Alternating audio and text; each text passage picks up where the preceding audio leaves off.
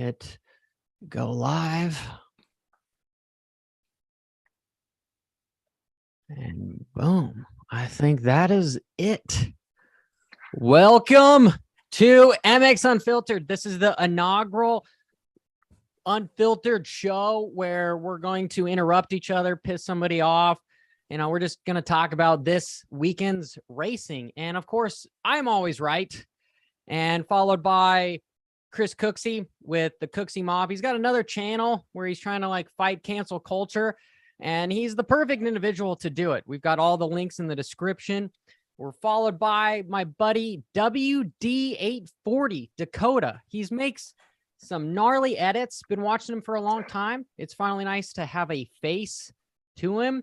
And then we've got the mad scientist, Coach Robb Beam. How are you guys doing? Doing good, man. So I believe we are live, but we are live. It looks like it. You can see it on there. Definitely live. I'm glad you questioned whether that. So, way to go, John. We're off to a flying start.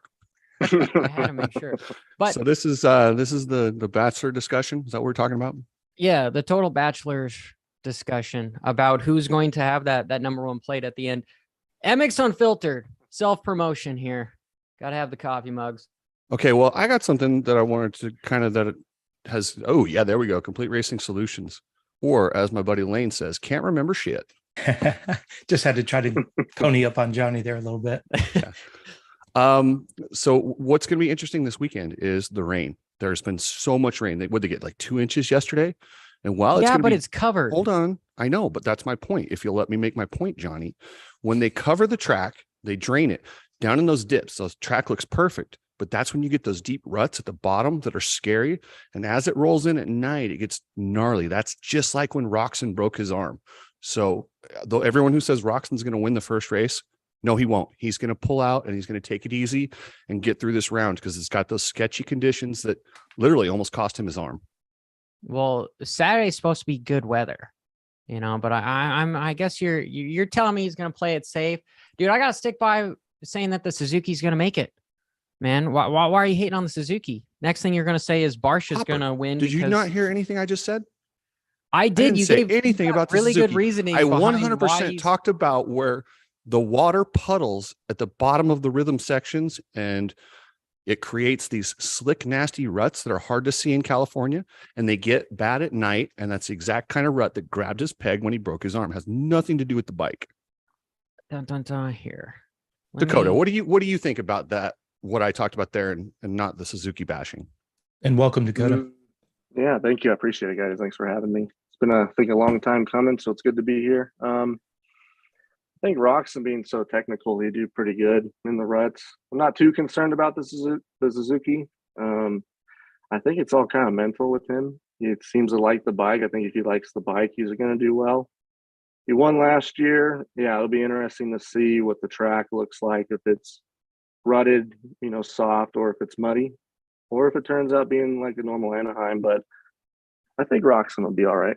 Do you think I'm in left field with that bottom where it puddles up being an issue for him? Well, I think he is a little cautious from his injury. So if it is pretty sketchy, I could see him backing it down. But at the same time, he's so technical. He could be that guy that's just smooth and steady, wins the race. So we'll see. Cooksey, have faith, dude. Did you not see his quint, his cinco that he posted on Instagram? Him jumping 5 effing. Yeah, what's the official term for that? I was trying to figure that out. Sink, as in cinco. Yeah, or I jump everything and the kitchen sink, as my buddy Billy says. No. But look at this. I might have weird audio on it, but what, Johnny? Killing me here, bro. No. Maybe you couldn't have heard the audio, but the track looks fairly covered, and I don't think it's gonna. No, it's 100% covered, Johnny. But you've been there and walked? Have you ever walked the track the day after they pull that off?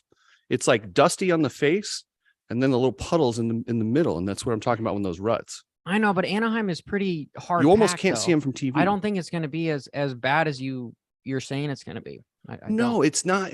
You misinterpreted what I said. I didn't say it's going to be bad. I said it creates those pockets. They're almost like having square edge curves. No, I heard you said Roxette is going to be scared. Is what I Yes, he heard. will. He takes it easy on those sections because that's exactly what cost him his arm.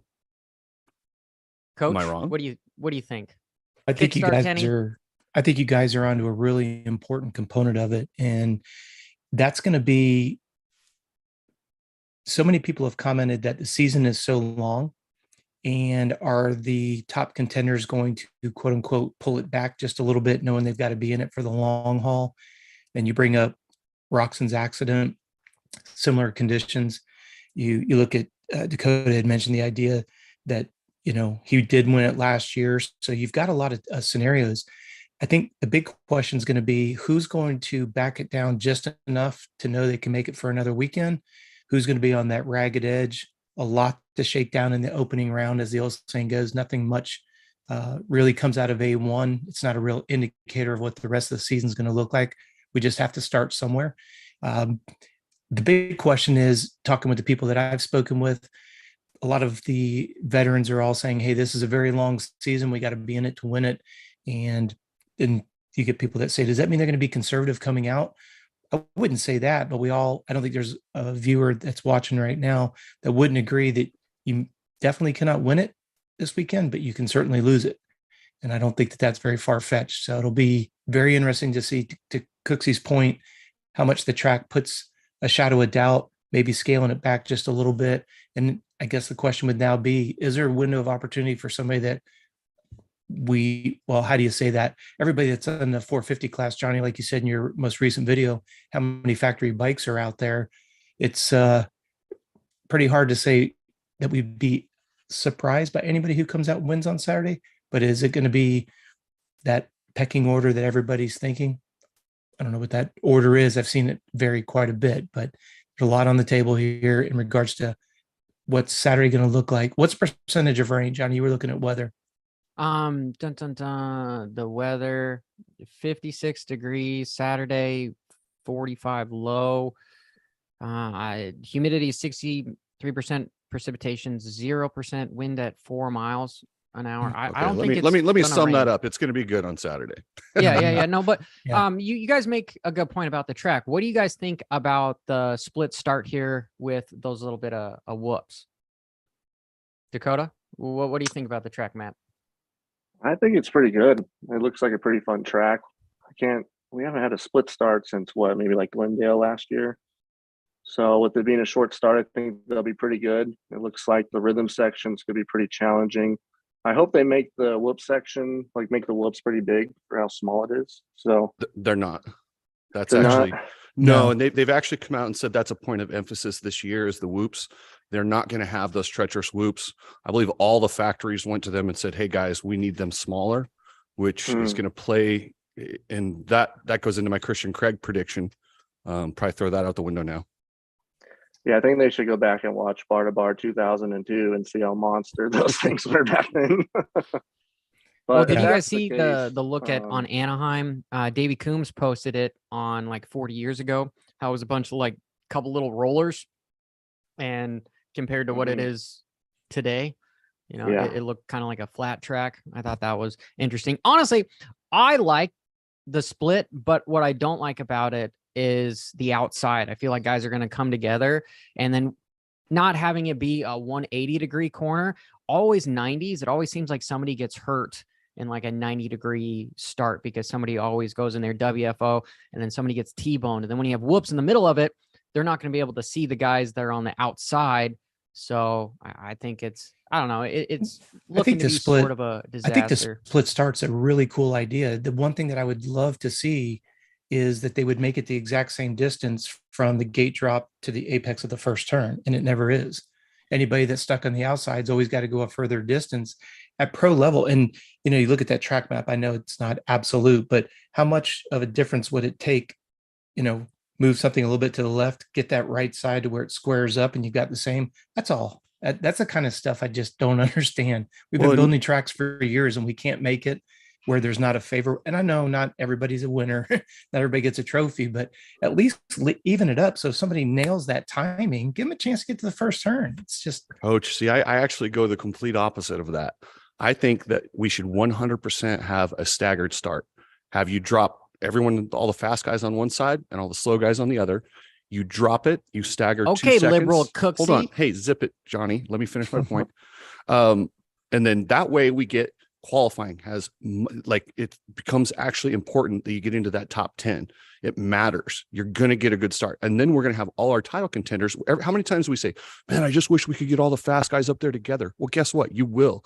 There'll be less first turn carnage. You'll get guys, you won't have guys, the guys on the second row won't be as nervous. They'll be with the guys they're battling with. It's just going to make for better racing. So you're talking about like the Super Pole with the World Supercross kind of setup. Top 10 qualifiers. No, I just think top 5 in each heat go to the left side. no, I'm going to take that back because I do agree that if you watch Formula One or MotoGP, I'll rescind on what I just said there because that is a good point. It pushes up and pumps up that qualifying, the value of that. So I will take that back. I guess. How many races have been ruined by Vince Friese? Like he gets into like the guys know if Vince gets the whole shot and you get by him quickly, you instantly just go ahead and spot yourself 5 seconds because he is going to hold them up, and that makes for a boring race. Well, okay, to rebuttal that, they kind of screwed that over with the metal gate because now that everyone pretty much has the same starting grid, you don't have like a rut or anything, so it really doesn't matter as much besides the rut in front of the gate. They took that out, which makes it easier. So I would say they're kind of going the opposite direction of what you're saying, Cooksey. But I kind of like Robb's idea with tilting the start so it's the same distance for everybody, because a factory bike is still going to beat the slower guys to the first turn unless you were really sleeping on the gate. So I'm going to respectfully disagree with my liberal friend Cooksey over there. How dare you call me liberal? And what about that? I'm just kidding. I'm just trying to get a ruse under you. What about that lead into the whoops? I don't see that. It doesn't matter how big they are at this point. I mean, if it's as tight as that illustration is showing, it's going to be really hard for those guys. I mean, I don't think there's anybody that's watching that wouldn't agree. You're going to see more jumping than you're going to see skimming. Of course, we haven't seen them yet and how they've shaped up, but boy, I'd love them. If you're not going to make the whoops be a differentiating factor, I'd like to at least make it be difficult, let them still get a chance to blitz it, but just to take a whoop section and make it into a double, triple, whatever combo. I just would like to see that change. Well, no, I still think guys are going to be able to blitz them. And I honestly like having no run to the whoops because they don't become incredibly scary. If you have like a straightaway in front of the whoops, guys are going to enter and then they're going to be more likely to skip a whoop and have their front wheel go down and them completely tank. I like the run into the whoops. You talked about that 90 degree and everybody getting hurt in them. And now you've got a 90 degree going right into a whoop section. No, that's a 180 going into the whoops. Oh, is it a 180? Excuse me. Yeah. Oh, See, now I actually really like those, Coach, because then you can rail the outside and skim. Whereas that guy that goes inside and jumps, every time there's a whoop section coming out where you can't get a run at it, it's safer because guys don't carry as much speed. And the worst thing you can do is put a whoop section when guys can just land and just pin it third gear. Then it just becomes like a courage contest. But isn't it interesting? If we go back and we look at the history of the races, what do we complain about? Track's not hard enough. Track's not difficult enough. And now we're talking about, we have whoops. We don't have big lead in. It's too hard. They can miss it. And again, I'm not trying to stir up the stink pot. I just think it's interesting. I agree with Dakota. You do go back and you watch some of these old races and nothing was in perfect shape. Nothing was, you didn't see people buttering the jumps the way we see it today. They weren't going out and freshening it up. I mean, it looked like you got lines going every which way sideways. And I do agree with Dakota. I kind of wish we bring some of that old school. It's hard. And if it's that sketchy, don't jump it. Well, in Dakota, you can interrupt any of us. I mean, we feel bad when we interrupt Coach, but we don't feel bad when we interrupt, Cooksey. I prefer like interrupting Johnny. Only jump once the whoops start getting cut down. When they're big, nice and round, guys are not jumping them. But as the night goes on and they get sharper and sharper and cut out, that's when guys can actually start jumping them. But do you have anything to add, Dakota, too. Do you like the Um, whoops? I mean, small, big, large, you know? I want to see challenging stuff around the whole track, including the whoops. This could benefit the KTM guys this year. You know, Cooper and Mooskin likes to jump them, so maybe the smaller whoops this year will help them. But yeah, I like the old school tracks, like I brought up earlier, and I think it'd be cool if they went back to that. It would slow it down. You know, I mean, if it's rough as hell, you got to slow down, I guess. But at the same time, I see why they don't want to make it dangerous either. But yeah, it'll be interesting to see what Cooper Webb does, I think, with the smaller whoop sections this year. Well, and him think- being back with the Baker's factory, and then him Mhm. also kind of being open about he's kind of getting burnt out on. Mhm. I don't know if he's going to hang out for another year or so. You sure he won't be on Star Yamaha next year? I would Well, lean. that's I would the lean place very he tried to heavily run towards away that. from. I'd lean very heavily towards that direction. He might do the But Tomac. yeah, but Dakota brings up a good point. Does anybody see an ironic correlation between KTM's not handling well in the whoops and a lot of scuttlebutt that the whoops are too technical or too difficult? We need to scale them back. Does anybody else Wait, see that Roger as an ironic? DeCoster's never complained about big whoops or done anything to gain a track advantage, right? Never.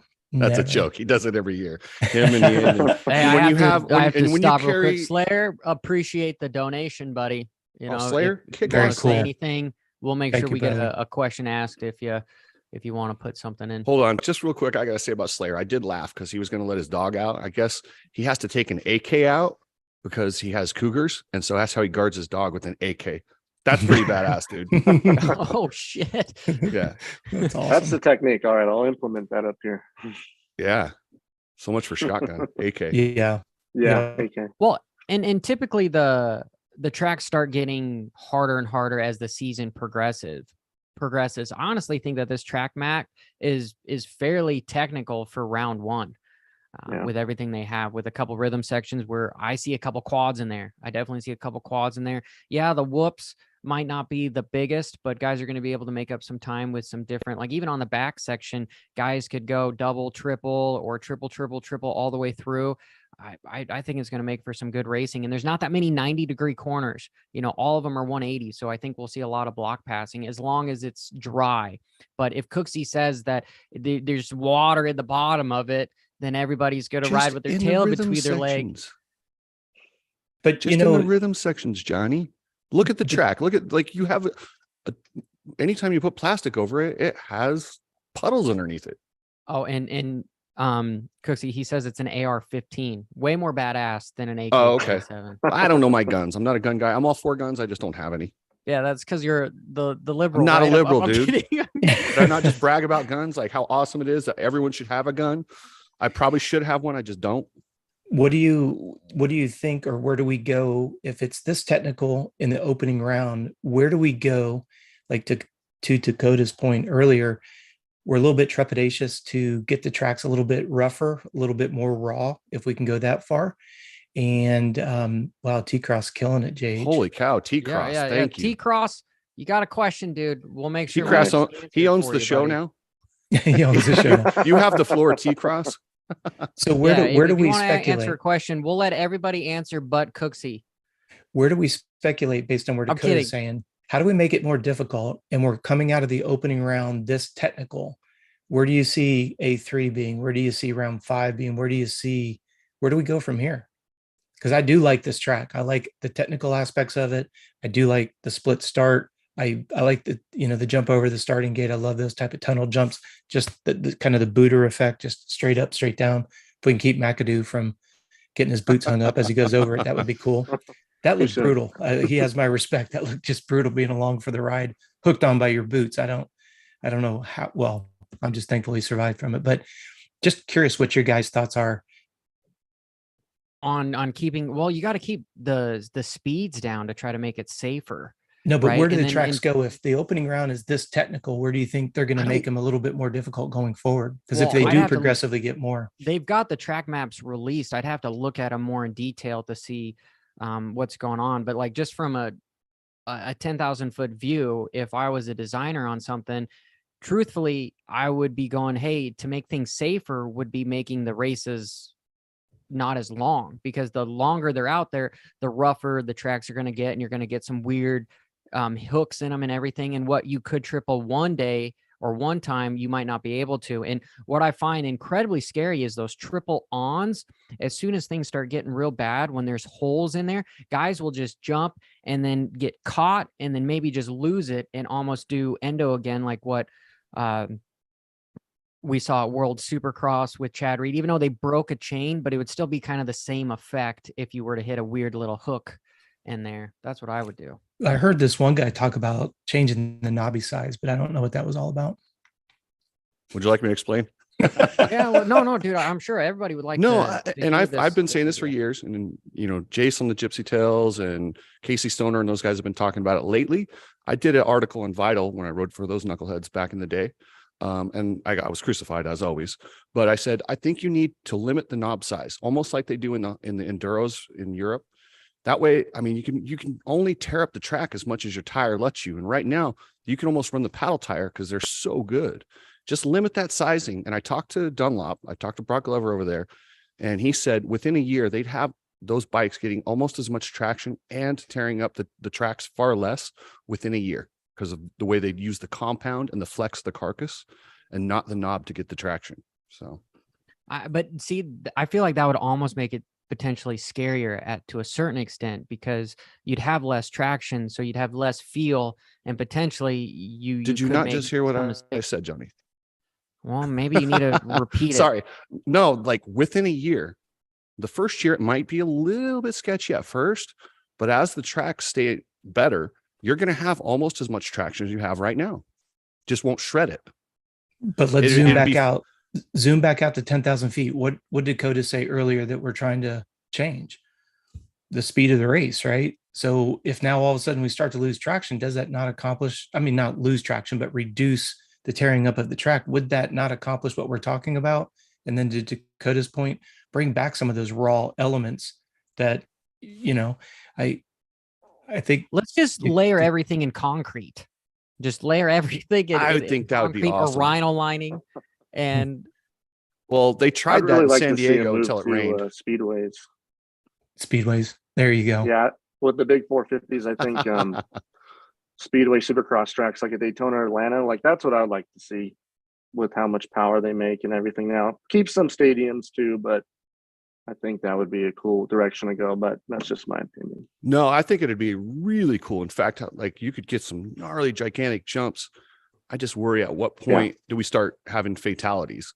Yeah, that's true. I mean, we've gotten damn close. Well, one thing, and not because Dakota's on the show, but I would really, really encourage if we have some young listeners that may think that we've lost our marbles, and we know there's other forums out there they tend to be relatively young and a little bit naive.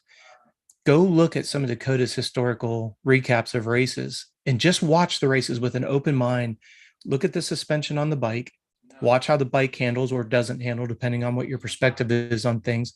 Look at those tracks and then compare to what we're seeing. Again, no disrespect, but to Dakota's point, the difference, the rawness, whether it's a Matasevich, Bradshaw, going at it, Osho, Wardy, Bailey, Stanton, those guys, I mean, they never really look like they were, no, I shouldn't say never, but they don't have that same finesse that we see with a Sexton or a Roxon. Yeah. They're just the bikes going everywhere. They're just holding on for dear life. Hannah, all those legends. Well, sure, I think technology's come incredibly far. I think we're in a weird spot in the sport where we're trying to make an elite sport, but yet we're still letting a lot of just stock bikes participate in it. And it's just this weird little gray area where you've got massive amount of technology and then you've got just low bar, minimum grade, what guys are bringing to the races. And this is the big discrepancy we have. That's why I'm like, we need to do more of the F1. You have the guys go out there and rail out, and then you've got like a stock class where they could try to get the jobs of the guys that are at the top. I feel that would help out the most. But my little dream of a stock class, I feel like it's never going to happen. It's going to be electric class. Shifting gears, let's talk a little 250s. Like I was so excited to see how many good guys didn't duck jet and are going west. Tom Vial. Shut up, Johnny. Dude, that's I don't even know what to say, Johnny. Like, is Vial versus Jet. Hold on. Dakota. Let me talk to somebody with some reasoning here. What do you think? Who will give Jet the biggest challenge? Because he's not going to win every race. So who else is going to get in there? You got Faulkner, you got RJ, you got Styles. Styles is my guy. Isn't McAdoo in there with McAdoo? Yeah, like that's a Pierce deep Brown. Yeah, I like Pierce, but I don't think he's. Sorry, Faulkner and McAdoo did good at challenging him last year, so I would say those two pretty equally. I think if Faulkner can stay healthy, he can give him a good run. Same with McAdoo. I don't know. I think it's one of those things where we just got to see what happens. But yeah, Faulkner, McAdoo. To be honest, not too excited on watching Jet on the 250, but I hope he does well, and we'll see what happens. Hey, Dakota, I've got a question for you. Yeah. Do you believe that the 250 class is afraid of Faulkner anymore? I don't think so. No. I was just curious because none of us did either. And I was just curious getting another opinion on that. And that's taking a line from Jeff Emig, would rather have momentum than a points lead. And I think that's what Jet's really riding into this opening round. But coach one win and that fear of Faulkner comes back. Watch. 100%. There's no doubt about that. I'm just saying as we head into this open round. He has to openly get around Jet for that to happen. It's not like he gets a whole shot and just, I disagree. Rides a win's out front. a win. He's got to get around Jet. I disagree with what you're saying. How many times have you seen a guy Jet's not going to win every race? What makes you think Jet's not going to win every race? How many times have you seen a guy get lucky, so to speak, win a race, and that confidence, it doesn't matter. You still all of a sudden they believe, and it just changes things. I don't know why, and I can't explain it, but think of the guys who've gotten lucky throughout the years, and all of a sudden it just changes their career. I mean, last year you could say it about Sexton, in the outdoors, where all of a sudden, once he won, he was going, okay, now I can actually win this championship. And it doesn't matter how that win comes. It doesn't. All right. Well, I do agree with Dakota with Faulkner. I really feel like he's the only guy on the West Coast, besides maybe a Pierce Brown, that could maybe beat Jet. Yeah. But I'm still pissed Faulkner that did it once him in is bringing... Foxborough, right? Yeah. So he could do it again. He's just got to be consistent and not get hurt, or not come together with Jet. That was just Jet's unfortunate. But like Jake said in the chat room right there, you can't take him out. If he's on the gate, he's a threat, and we all know that. And I don't want to put words in your mouth, but to me, I don't think anyone's a threat, or nobody. Faulkner's his own worst enemy. Like Dakota said, if he stays healthy, of course, none of us would put a doubt on him. That is the $1 million question, though. And yes, it sucks that Jet, clipped his front wheel, completely unintentional, but nonetheless, he got hurt, and if we could just see a season, but then again, is there anybody that go to Roxon and his injuries? Are we ever going to see the full potential of Kenny because of injuries? Are we going to be saying the same thing about Faulkner? I mean, it's not like Faulkner is the isolated, illustration of this concept. Johnny, you honestly think Jet is going to go 9 for 9? I do in the West Coast. Yeah, I do. And he's going to win the East-West shootouts too.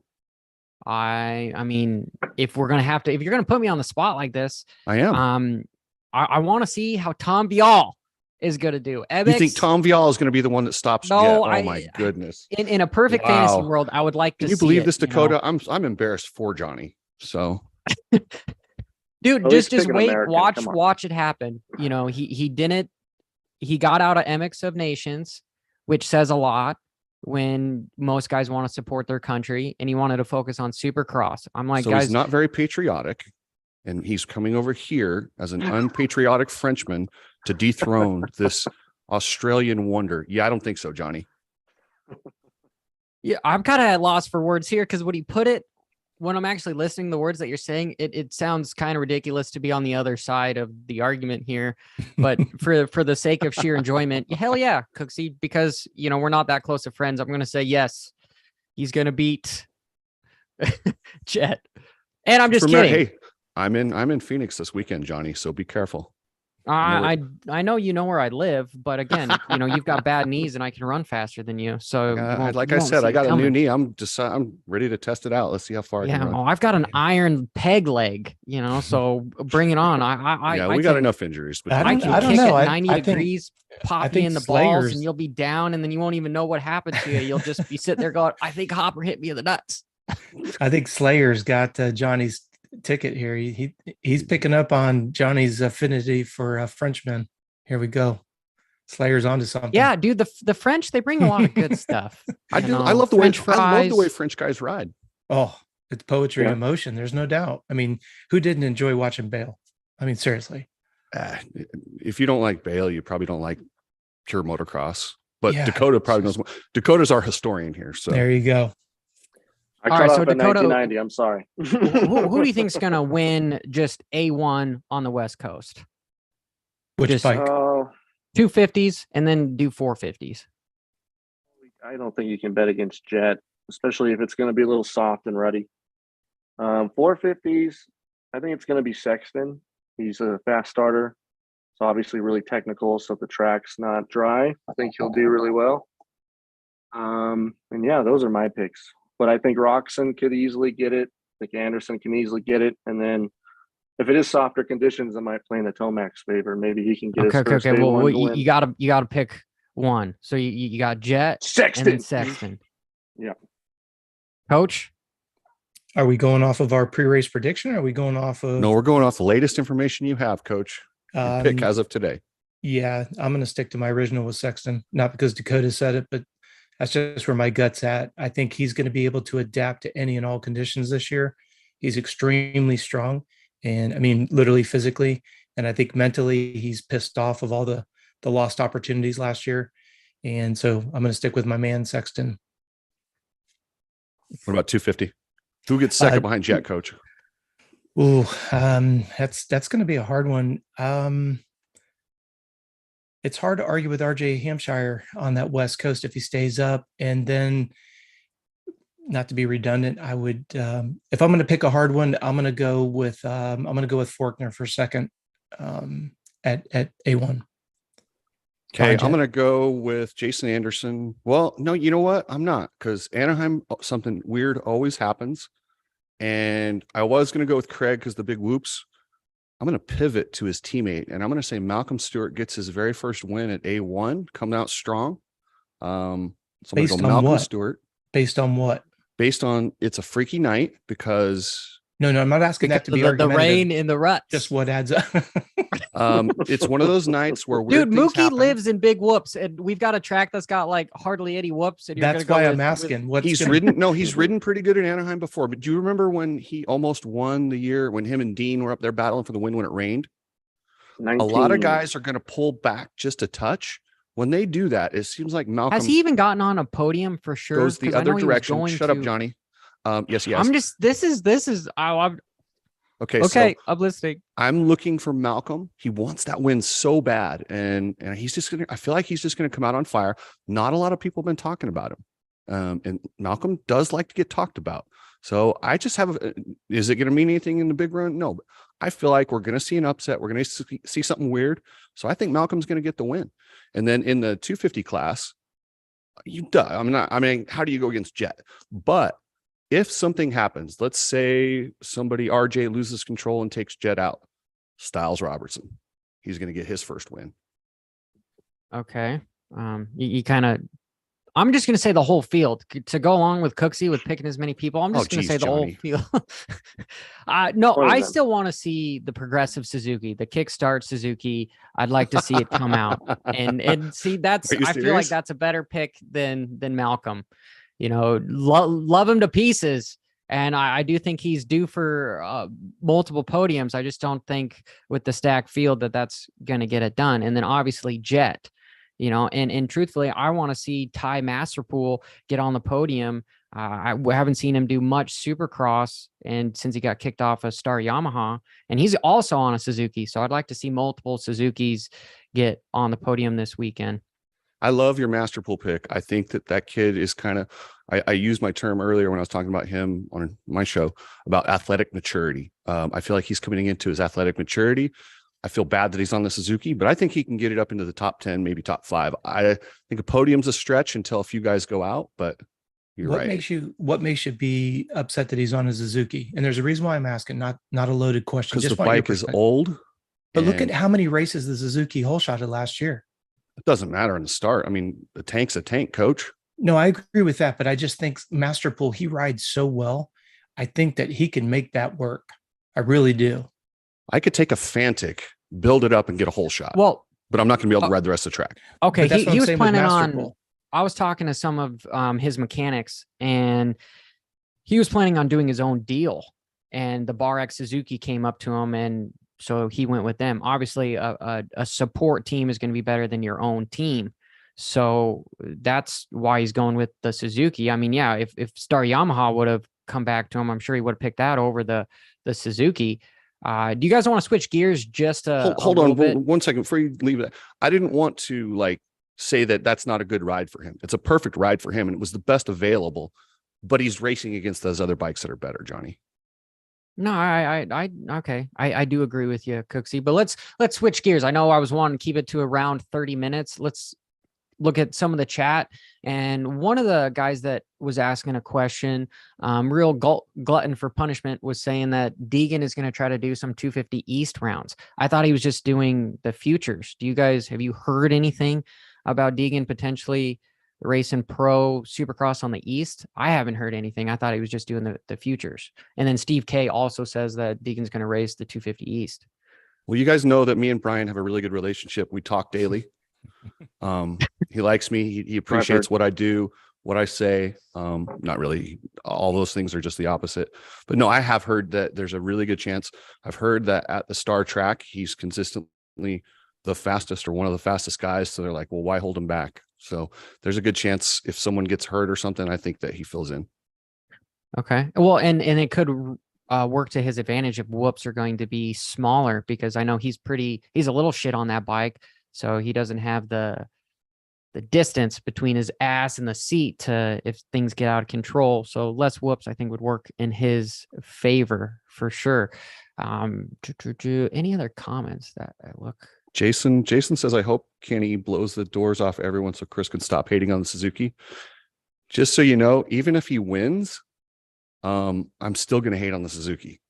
Cooksey, we all piss yellow, dude. So no matter what, you've got some Suzuki in you at some point. hey, you guys are on a I subject like Suzuki. that I wanted to do an entire show on, but I want to bring it up just while we've got the chat room to get their thoughts as well. Do we think this situation with Kenny going over to Suzuki, do we see an influx of money back into that team? And I don't Progressive. It's on the deal. You look back to Kenny winning on RCH with Dodge and the casino, and the money was there, and Ricky was able to, he has such a good relationship with Suzuki, able to get those R&D dollars that seem to have evaporated over the last 10 years. Does Kenny revitalize Suzuki's desire to reinvest back? You remember when Cole Gress had the Suzuki amateur program. Suzuki was in its heyday with Mark Barnett and Howerton and all those guys. Dakota, going back to the days when it really counted. The idea here is I'm hoping that Kenny brings, like the chat room saying here, Cooksey, it'd be cool to see Suzuki come back around and start dumping money. People back are laughing at R&D, you. It'd be cool. Thanks, Johnny. I saw that. But I mean, also people are T-Cross saying 376. yellow I and blue appreciate makes it. green. Yeah, see, like Jake said, everyone's had an RM80. My first motorcycle was a 78 RM80. You know what I mean?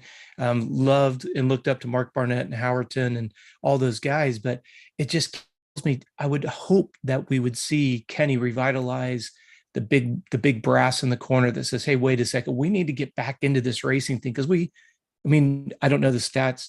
Dakota, you're very good at this stuff. How many yellow bikes have we seen on the starting grid on a privateer side of things? You know what I mean? Well, Coach, Johnny, can you let Dakota talk, please? I know. I'm sorry. I'm reading the chat. I'm multitasking. No, I'm just Dakota, chilling. you have the floor. Oh, thank you. I hope Suzuki comes back around. I mean, it'd be cool. I mean, we need all the manufacturers we can, right? So yeah. I think if Roxon comes out and wins more than once, and does World Supercross or whatever he decides to do, I hope that they rethink their strategy, because we need it. So another factory team again would be great. So yeah, but Record Fish said it best though. If anyone can show us that the Suzuki can do it, it's definitely him. And I totally agree with Record Fish for sure. I think you guys are on the right trail with this, but I don't think it's going to be Suzuki. I think you're going to see this team show that this is a very professional team. They have what it takes to be a front runner, and much Triumph like JGR, 2024, Triumph, Beta, Hemp, there's going Triumph, to be powered by weed, exactly, and butt and I think wax. you're going to see them switch bikes and become a powerhouse team. In my opinion, I hope anyway. That's what I'm hoping for. You're thinking that there'll be a manufacturer switch, like Yes, I think Triumph or Beta or one of these teams wanting to break into it is going to look at what they've got going and bring a competitive financial package to this team that's already got the framework and proven they're winners. all right. So educate me on something. And this is a question that I was curious about. So I hear that Buddy Intonez is the manager, right? I thought Dustin Pipes was. Because I saw I'm sorry, Larry Brooks.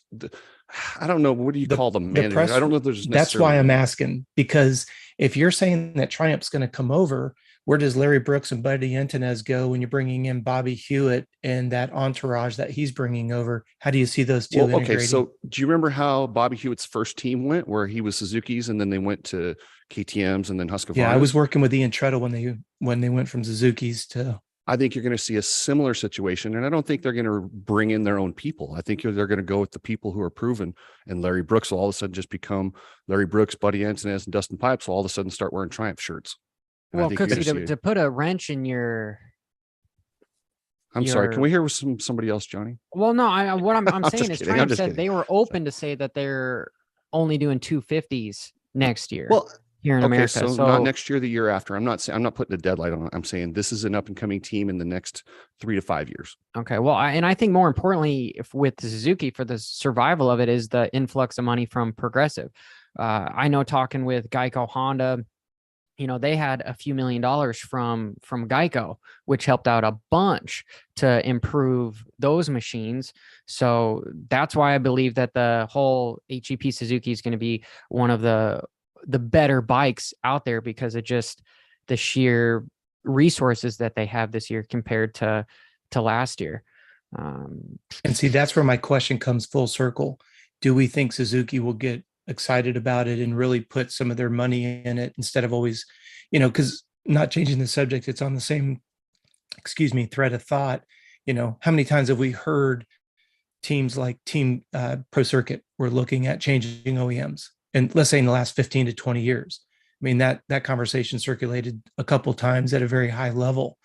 So we know that it's not, impossible for results. I believe it's probably results. Well, results. And let's face it, when you're a 250 pro team and you're not really getting a lot from the amateur support side, you're not getting handed off athletes that are supposed to be in that developmental channel. I would imagine that would aggravate somebody like a Mitch Payton or a Ziggy over at Factory Connection. That's the whole idea of having an amateur development program, is so you hand those riders off with the necessary fitness and skill set to go into that 250 pro rank, do well, and then move their way up to the 450 ranks. I know it's a lot in one conversation, but I think it's a great idea and a concept, Chris. If you maybe are hearing some scuttlebutt that may materialize, I don't know if that's strictly your opinion, but I love the sounds of it. I just would be curious to see how you see those integrating the same way. Honestly, that's just me shooting from the hip. I just see. Fair enough. And I look at Suzuki as a whole. I look at Suzuki, what they're doing with their street programs and their dirt programs. And I look at it kind of all the way back to Japan, where I've heard that the production of the bikes is just limited, and the skeleton crews. I don't know that Suzuki's planning on being around in 10 years. Mm-hmm. Yeah, they're probably going to get bought out by something. Their whole merge with Kawasaki a few years ago. Well, it was actually a while ago, and then that didn't work out too well. But I know, I want guys, to answer a question real quick. Am I sad that 7 Deuce Deuce retired? Yes, 7 Deuce Deuce bring a lot to the table. Thank you, Zippy Clips, for the comment. Yeah, Zippy. Thank you. So it does. Yeah, no, we are all sad for an epic privateer rider. And hopefully, is he still going to be doing more music? I'd like to keep having him do some more. I don't know. I didn't really like his music, but I was just a fan that he's doing stuff. But his music's probably not my taste. And a bunch of people in chat are saying that, even Slayer says that he bought a new Yamaha 250F. But we'll end the show here, guys. I appreciate you guys showing up with episode 1. We did go over about 10 minutes. We'll be back next week. And I want to thank Dakota for coming out here and being incredibly respectful while some of us were interrupting each other. Cooksey. Thanks for having me. We will leave with how we can find each of you guys. So please do everybody a favor down here. And I've got all of their links in the description. Make sure you go follow them. They're huge in the sport, big influencers, and they just want it to grow as well. So Cooksey, where can we find you? So I want to announce my new show, All Day, Every Day with Cooksey. It's not motocross stuff, but I've got some interesting opinions over there about cancel culture and some stuff. I really want to grow that one just because I like to make change just in general life. But and then I got the typical motocross show on there. So please give the new show a shot and see if you like it. Coach, where can we find you? If you're wanting to get some information on anything relevant to health, wellness, and fitness, you can find us over at CompleteRacingSolutions.com. If you're into YouTube, I've got a channel there, Coach Robb Beams. And I'm going to be, for those of you that have been hitting me up asking where my original Coach Robb podcast has gone, I've got a new co-host, which I'll announce next week. And we will be doing 2 shows a month. It's going to be under the umbrella of Coach Robb Podcast. One is going to be general fitness related, and one is going to be athletic performance specific. So we'll be putting these up on YouTube, and we'll put them out on all the podcast platforms. So thanks for those that have been asking. Had to work out some of this particulars, but we're back, and look forward to seeing what your thoughts are on the subjects that we're going to be discussing. And I want to tease too the co-host for your new podcast. It's not me, obviously, but I just found out about it, and I think you couldn't have chosen a better guy. And I'm excited to listen to it. So good on you, Coach. I appreciate it. It's well, and let's be honest, if we're going to be transparent here, Chris, you and I were trying to make it, but your schedule doesn't permit for it. So I want to make sure the listeners understand there's no beef or anything like that. No, none at all. Yeah, it's about the long game. So thanks for the opportunity. Thanks for allowing me to be on here this week again. And Dakota, I want to say thank you personally for coming on board. It's nice to have you. Thank you. Dakota, where can we find you? Facebook, Instagram, YouTube, WD840MX highlights. That's it. Big thank you for having me on. We've been talking back and forth, and this was good, man. Heck yeah, we'll have you back on again. Hey, giving you a little bit of hard time, Cooksey. Slayer says that he wants to buy one of these unfiltered mugs and send it your way. But hey, I appreciate every single one of you guys. This was MX Unfiltered. Till next time, keep life WFO.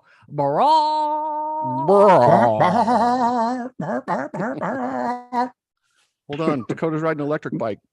Brr. I bogged it. Fouled the play.